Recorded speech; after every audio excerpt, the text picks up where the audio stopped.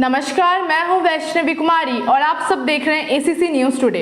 हसदेव अण्णय का मामला एक और देश में कोयले की बढ़ती जरूरत से जुड़ा है, तो दूसरी ओर पर्यावरण संरक्षण और लाखों आदिवासियों की जीविका से भी। देश के सबसे घने जंगलों में से एक छत्तीसगढ़ के हसदेव अण्णय में माइनिंग के लिए पेड़ काटे जाने पर विवाद बढ़ता ही जा रहा है। आदिवासियों के प्रतिरोध और धरने के कारण पिछले हफ्ते यहां पेड़ काटने का काम रोक दिया गया, लेकिन ग्रामीणों को डर है कि यह कभी भी दोबारा शुरू हो सकता है। इस बीच national tiger conservation authority NTCA ने शुक्रवार को राज्य सरकार को नोटिस जारी कर इस बारे में तथ्यात्मक रिपोर्ट मांगी है। हसदेव के लिए लड़ रहे आदिवासियों और सामाजिक कार्यकर्ताओं के संगठन छत्तीसगढ़ बचाओ आंदोलन ने शिकायत की थी कि राज्य सरकार ने पेड़ काटने से पहले NTCA और national board for wild life को सूचित नहीं किया। महत्वपूर्ण है कि इस प्रोजेक्ट के लिए सरकारी आंकड़ों के मुताबिक हसदेव अण्णय के परसा कोल ब्लॉक में 95,000 पेड़ कटेंगे। हालांकि सामाजिक कार्यकर्ताओं का अनुमान है कि कटने वाले पेड़ों की असल संख्या 2 लाख से अधिक होगी। आपको बता दें कि राजस्थान सरकार को माइनिंग के लिए हसदेव अण्णय का इलाका चाहिए। छत्तीसगढ़ में 20 से अधिक कोल ब्लॉक्स में माइनिंग का प्रस्ताव है। यहां से राजस्थान सरकार पहले ही परसा ईस्ट केते बसान PEKB खदान से कोयला निकाल रही है।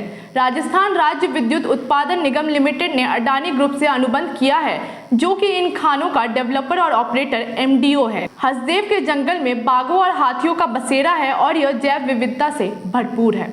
Wild life institute of India ने पिछले साल अपनी रिपोर्ट में इस क्षेत्र में माइनिंग न करने की चेतावनी दी थी। साल 2010 में जब केंद्र में UPA की सरकार थी, तत्कालीन पर्यावरण मंत्री जयराम रमेश ने इसे नो गो जोन घोषित किया था, लेकिन तब राजस्थान के मुख्यमंत्री अशोक गहलोत ने यहाँ खनन के लिए दबाव बनाया।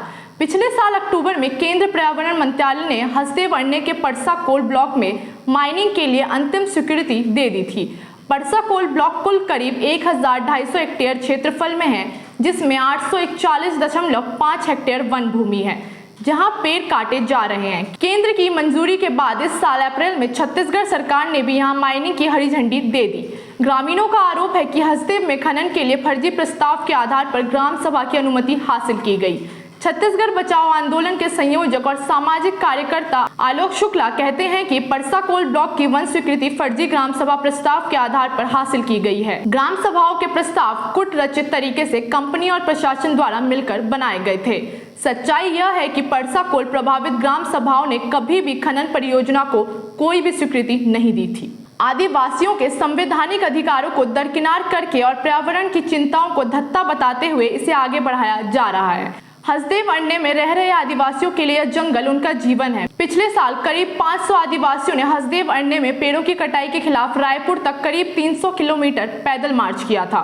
इसके बाद दिल्ली जाकर इन लोगों ने कांग्रेस नेता राहुल गांधी से मुलाकात की थी। दिलचस्प यह है कि 2018 विधानसभा चुनाव से पहले राहुल गांधी ने खुद मदनपुर जाकर वरिष्ठ कांग्रेस नेताओं की मौजूदगी में ग्रामीणों से कहा था कि हसदेव अण्णय को उजड़ने नहीं दिया जाएगा, क्योंकि अगर जंगल है तभी आदिवासियों का वजूद है।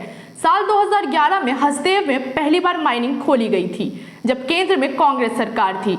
पत्रकार आलोक पुतुल कहते हैं, कांग्रेस के केंद्र में सत्तारूढ़ रहते हसदेव में खनन की अनुमति इसी शर्त पर दी गई थी कि इसके बाद यहां और माइनिंग नहीं होगी। वर्तमान मुख्यमंत्री भूपेश बघेल ने तब विपक्ष में रहते माइनिंग किए जाने और अडानी को MDO दिए जाने का विरोध किया था, लेकिन 2018 में छत्तीसगढ़ में कांग्रेस सरकार बनते ही 2019 में अडानी के साथ अनुबंध कर लिया।